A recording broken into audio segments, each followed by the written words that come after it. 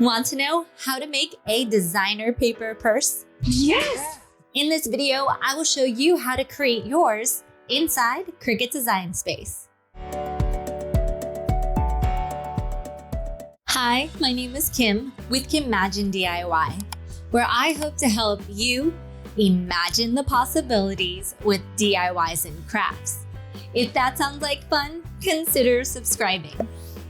Now let's just jump right into this project.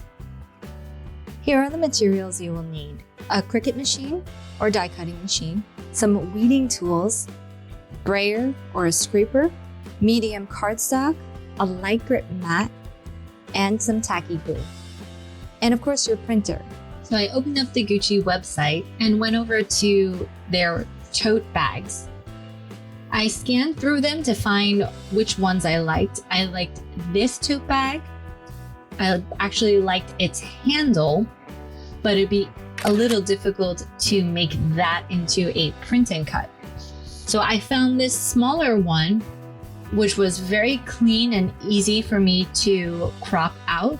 So I'm gonna use the handle from the first picture and the body of this Gucci small purse. To make it easier for editing later, you can crop it out now or just upload it right into Cricut.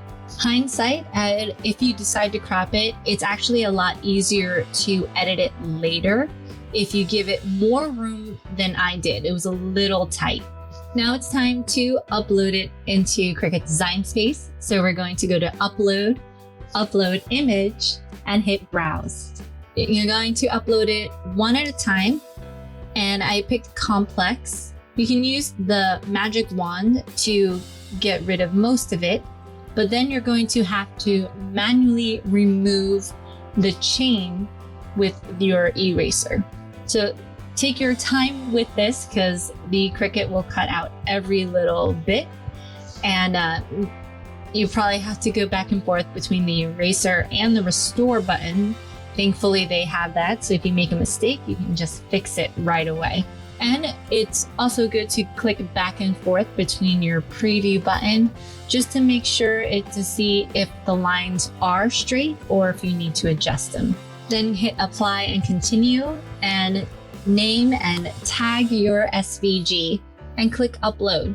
We're going to do the same thing with the other image, but for this one, I actually only wanted to keep the handle. I'm actually going to erase most of this image and part of the handle because that chain was over it and that would not print or cut well. You'll see how I'll fix this in Design Space. So I'll hit apply and continue when done, and don't forget to name and tag this one as well. And then click upload. Now select both the images and you're going to add them to your canvas. First, work on the handle. Then I'm going to go to shapes, grab the square. What I'm actually going to do is just slice this handle right in half so I can just duplicate it and create one proper handle. Select both images, hit slice, duplicate the good handle, and delete your excess. So now I'm just going to try to line it up. Select both of them, and I'm going to align it via top. Then once it looks good, I'm going to click flatten so it is one image. Now it's time to work on the purse. And then I'm going to go to shapes, grab the square, and I'm making it the size that I want my purse to be. So I'm making it 6 inches wide and 9 1/4 inches tall, so 9.25, and generally making it the color of the purse. So now that I have the base template, I can resize this image. The width, I'm going to make 6 inches, and the height, I made 4.1. Then I'm just going to duplicate the image and flip it over. So then I'm going to select all 3 images and click center horizontally, and then just click the bottom template and one of the purse images. I'm going to align it via top and then group it together, and then I'm going to select the bottom purse and the grouped image and click Align Center Horizontally again, then click Align Bottom. Then I'm going to flatten them so it's all one image. Now go over to Shapes.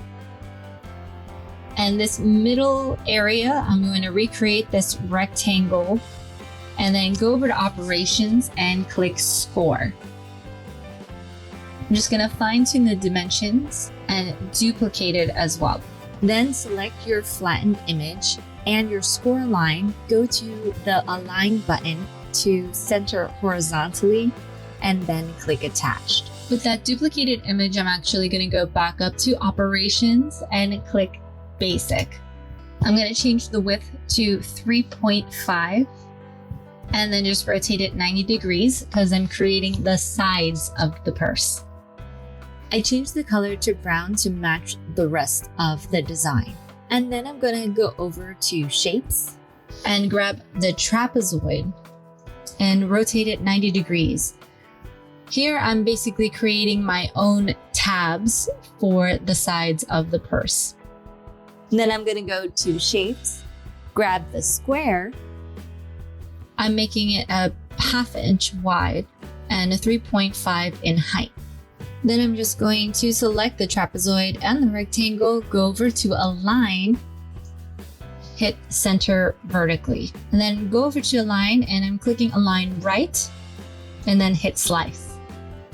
So now I have my tab created and then I'm just going to duplicate it, flip it horizontally. I have another one duplicated and then I'm going to resize it to the same width of my tab. So I'm just copying and pasting and then rotating it 90 degrees. Then I just duplicated the rectangle again and put it over to the side. And I'm going to align these tabs as best as possible to the rectangle. So I'm highlighting the bottom tab and the top one, clicking Align Center Horizontally. And then I'm going to group it so it doesn't move while I try to line up the other tabs. I noticed the tabs weren't long enough, so I unlocked the trapezoid and fixed the length to 3.5. Now I'm going to select all three, align top, and click Weld. I'm going to change this color to brown and then use that duplicated rectangle and change it to score line. And now just select those two images, the score line and the welded result. Go over to Line and click Center Horizontally and Align Top. And hit Attach. And then just duplicate that entire piece for the other side. If you wanted to, you can leave these sides brown, but I actually wanted to continue the pattern on the sides as well. So I just re-uploaded another purse SVG, unlock and resize the image to 6 inches wide and 4.1 in height. Then click one of the tabs and detach the score line from the template. And I'm going to hover the template within the pattern. So I have the two and I just slice out the pattern. You're going to delete your excess, select the sliced parts and weld it back together. Then I'm going to go to Shapes, grab the square, and I'm just going to cut off the extra design fabric on the sides just to keep everything neat and clean.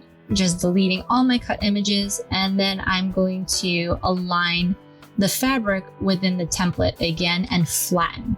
And same thing with the score line, align center horizontally and align top and click Attach.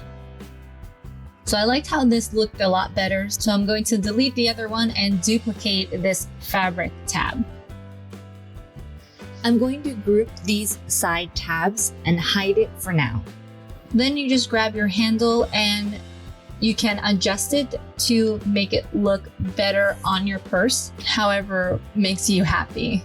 Once you're satisfied with the look, just hit duplicate and now you're ready to make it. When it comes to print and cut, you're just going to have to hook up your printer to your computer. You're just going to scroll down and select your printer I chose the option to add it bleed just in case the cuts weren't perfect, and then click print. Don't forget to choose your base material, which mine was medium cardstock. Once everything is all printed, then you're just going to lay it on your mat, use the brayer to keep it flat, and load it back into the machine for it to cut. First, it's going to read the registered lines, which is the black rectangle outlining your design. And the Cricut will prompt you to put in your scoring wheel first or scoring stylus. And then will inform you when it's time to switch to your fine point blade. Now that everything is all cut out, you just flip the mat over and peel it back slowly. There was still a little bit too much white on some of the images for me, so I just went back in with a craft knife to fine tune it. Then just fold along your score lines. I used my scraper actually to help with the fold, and fold all your tabs in for the sides of the purse. Then you can use tacky glue or hot glue. I liked using tacky glue because it was a little bit more forgiving to line up the edges, and it doesn't create a lot of bulk between the paper. But the hot glue would be more preferred for the edges because it takes a little bit for tacky glue to dry. Now take your time when you line up the sides, and then just glue your handles on and try to keep it as center as possible. And here is the adorable designer paper purse.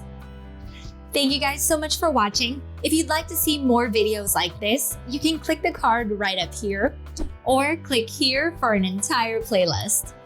And don't forget to watch the blooper at the end, and I will see you guys in the next video. Want to know how to make